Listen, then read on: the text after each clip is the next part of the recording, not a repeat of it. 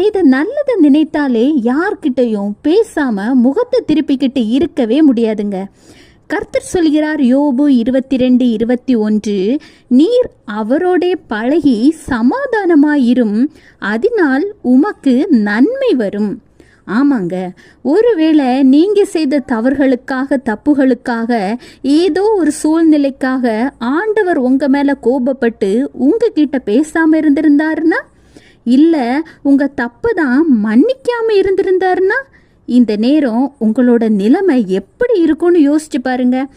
ஆண்டவர் போல மாறணும்னு நம்ம நினைக்கிறோம், ஆனால் ஆண்டவர் கற்றுத்தந்த வழிகளை நம்ம பின்பற்ற மாட்டேங்கிறோம். இன்னைக்கு நீங்கள் யாருடைய மேலேயாவது மனக்கசப்பு இருந்துன்னா, அது உங்களை விட்டு மாறாமல் இருந்துன்னா, இந்த நிமிடமே நீங்கள் அந்த நபர்கிட்ட போய் பேசி சமாதானமாகுங்க. ஆண்டவர் உங்களை ஆசீர்வதிப்பார்.